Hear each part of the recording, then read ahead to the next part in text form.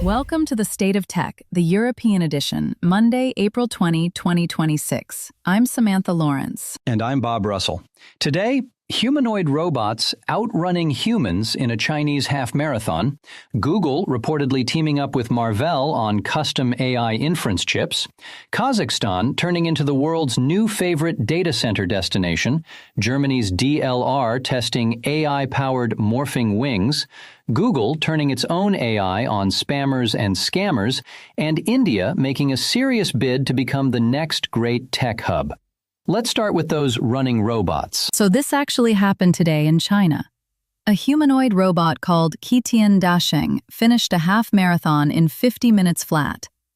That's not just fast for a robot, that's more than 10 minutes ahead of the human professionals in the same race. Over 100 robot teams took part, up from 20 last year. And the jump in performance year over year is the part that really stands out. A half marathon is 21.1 kilometers. For a bipedal machine, that's a brutal test of balance, heat management, joint wear, and battery life all at once. 50 minutes means an average pace well under 2.5 minutes per kilometer. That is not a gimmick shuffle. That is genuine locomotion. And it tells us something about where embodied AI is heading. The control systems have to handle uneven tarmac, corners, other runners, changing wind. You can't pre-program every step. The neural networks are doing real-time balance correction, thousands of times a second. Which is exactly the capability you need if you want these machines in warehouses, construction sites, or elderly care. Endurance plus adaptability. A robot that can run a half marathon can almost certainly stand on a factory floor for an 8-hour shift without falling over. Now for Europe, this lands in an uncomfortable spot. European robotics has traditionally been strong in industrial arms. Think KUKA, ABB, Staubli. But humanoid bipedal robots? That race is being run in China and the United States, mostly. And the gap is visible. There are European players, Neuro Robotics in Germany, PAL Robotics in Spain, 1X in Norway, but the scale of investment and state support behind Chinese humanoid programs is on another level. Beijing has made embodied AI a strategic priority, with direct subsidies and these showcase events that double as real stress tests. And showcase is the right word. A race like this is marketing, but it's also data collection. Every robot on that course generated hours of telemetry about real-world failure modes. The European angle here is pressure. Logistics giants, car manufacturers, warehouse operators in Europe are going to start asking why they should wait for a domestic humanoid when one is available from Shenzhen next quarter. And once those purchasing decisions get made, catching up becomes very hard. Which puts the ball in Brussels' court. The EU has talked about an industrial AI strategy, but embodied AI, physical robots, is barely mentioned. If Europe wants a seat at this table, it needs a dedicated humanoid push, not just regulation. And fast, because the robot that won today will look slow in 12 months. Moving on, Google is reportedly in talks with Marvell, the American chip designer, to co-develop a new generation of AI chips aimed specifically at inference. That's the part where a trained model actually answers your question, generates your image, translates your document. Inference is where the money bleeds out. Training a large model is expensive, but finite. Inference is every query, every day, forever. If you can shave even a few watts per query across billions of queries, the savings are enormous. Google already has its tensor processing units, the TPUs, and they're on their 7th generation. Bringing in Marvell suggests they want to specialize further. Split training and inference into separate silicon tracks rather than one general-purpose chip doing both. Marvell brings serious expertise in custom ASICs and high-speed networking. That matters because inference at scale is as much a networking problem as a compute problem. You need to get the query to the chip, run it, and return the answer in milliseconds. And this is part of a broader pattern. Amazon has Trainium and Inferentia. Microsoft has Maya. Meta has MTIA. Everyone is trying to escape the Nvidia premium, which right now eats a huge chunk of every hyperscaler's capital expenditure. For Europe, this is the uncomfortable mirror. There is no European hyperscaler designing custom AI silicon at this level. The European Chips Act has moved the needle on manufacturing capacity, but design capability for frontier AI chips is still concentrated in the US and increasingly in China. Companies like SciPearl in France and Accelera AI in the Netherlands are doing interesting work, but they're orders of magnitude smaller than what Google and Marvell are putting together. And European cloud customers end up paying whatever margin the American stack demands. Which has real consequences. If you're a European bank or hospital running AI workloads, your unit economics are set by decisions made in Mountain View. Sovereignty isn't just about where the data sits, it's about who owns the compute underneath. The counter-argument is that Europe doesn't need to build its own TPU, it just needs reliable access. But reliable access is a political variable now, not a technical one. Export controls, tariffs, geopolitics, they all move that line. Expect more noise from Paris and Berlin about sovereign AI compute in the coming months. Whether the money follows the rhetoric is the open question. Quick interruption. If you listen to The State of Tech regularly, hit that like button and subscribe. That way, you'll never miss an episode. Okay, moving on. Here's one that would have sounded strange 2 years ago. Kazakhstan is emerging as a preferred hub for global data centers. Amazon, Microsoft, and Google are all showing serious interest.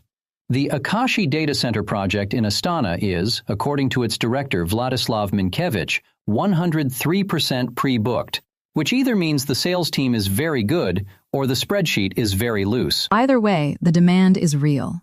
The country is building what it calls a data center valley with major planned capacity.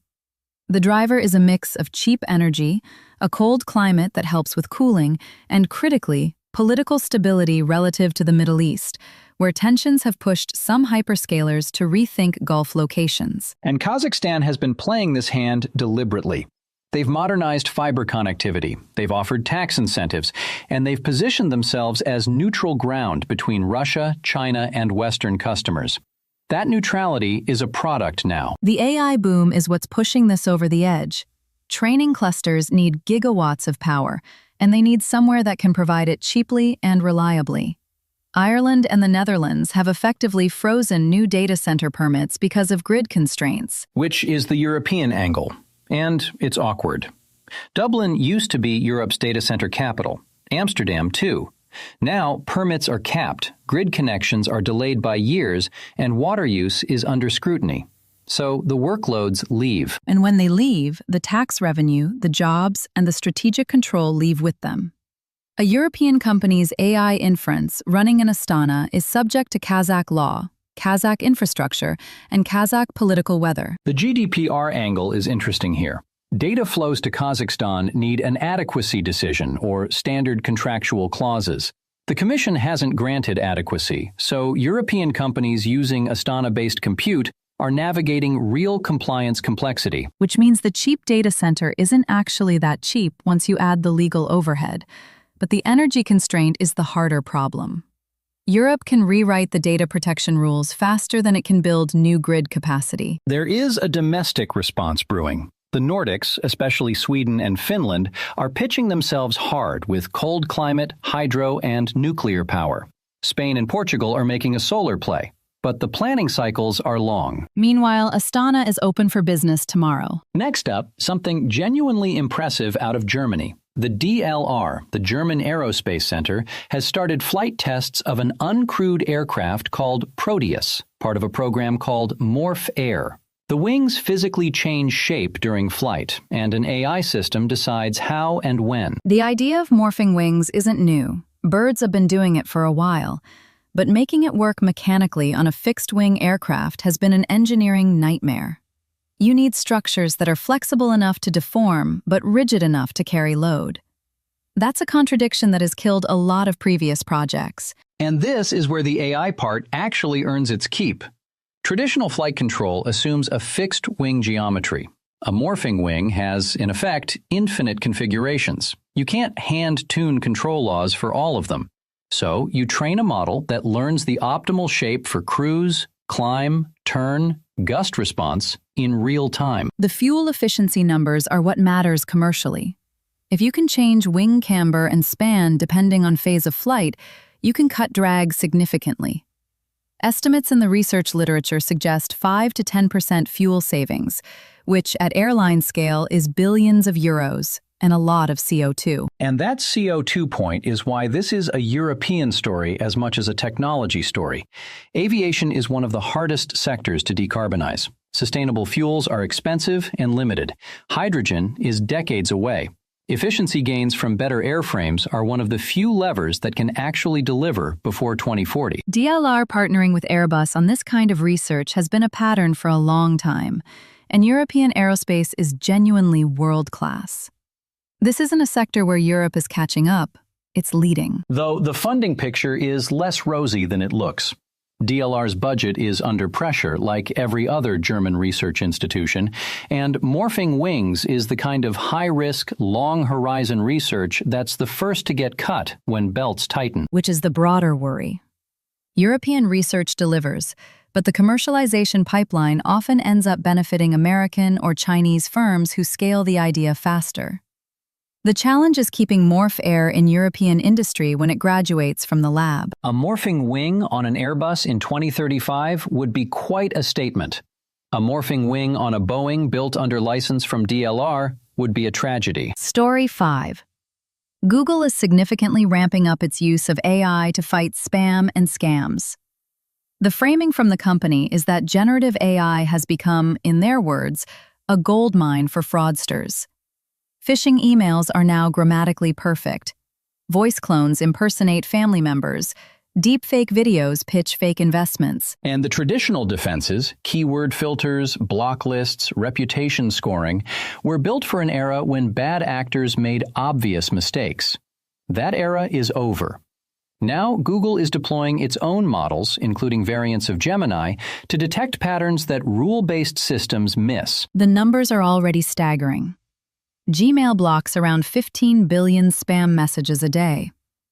Google Messages uses on-device AI to flag suspicious texts before they're even opened. And the Pixel phones now have real-time scam detection on voice calls, listening for manipulation patterns. The on-device part is worth underlining. Running detection locally rather than in the cloud is both a privacy win and a latency win. Your call isn't being streamed to Google servers. The model on your phone makes the call, literally. For Europe, the stakes here are high because we're consistently among the most targeted regions for financial fraud. The European Banking Authority has flagged authorized push payment scams as a growing problem, and deepfake-enabled CEO fraud has hit several major European firms in the past year. There's also a regulatory tension. The Digital Services Act requires platforms to act against illegal content and scams, but it also requires transparency about how automated systems work. Google's AI defenses are essentially black boxes. Regulators want explainability. Attackers want opacity. Google is caught in the middle. And there's a darker angle. The same AI capabilities that detect scams can generate them. The arms race is between two systems trained on similar data, one defending, one attacking. Whoever iterates faster wins that round. Which suggests European cybersecurity firms need to be in this AI game too, not just regulating it. The Commission has funded some initiatives, but they're modest compared to what Google, Microsoft, and Meta are spending internally. The bottom line for listeners is that your spam folder is about to get quieter, but the stuff that gets through will be more convincing than ever. Trust less, verify more. And to close, a story that is lighter in tone, but potentially huge in scale. India is making an increasingly serious bid to become a critical global tech hub with a sharp focus on AI and chip manufacturing. The government has set up a high-level AI governance body, and the production-linked incentive scheme is pouring money into semiconductor fabs and smartphone assembly. Apple now makes a significant share of iPhones in India. Foxconn is building out massive facilities, and Tata is entering chip manufacturing, which, for an Indian conglomerate that started in steel and cars, is quite the pivot. The AI piece is the fun part. India has the largest English-speaking developer pool in the world. It has a thriving startup scene in Bangalore and Hyderabad, and the cost structure is genuinely attractive for building and training models. India AI, the national mission, got a multi-billion-dollar budget allocation. And they're doing something clever with language. India has 22 official languages, so Indian AI labs are building multilingual models that handle Tamil, Bengali, Hindi, Marathi natively. That expertise in low-resource languages is genuinely useful globally, including for Europe's smaller language communities. There's a real opportunity here for European collaboration.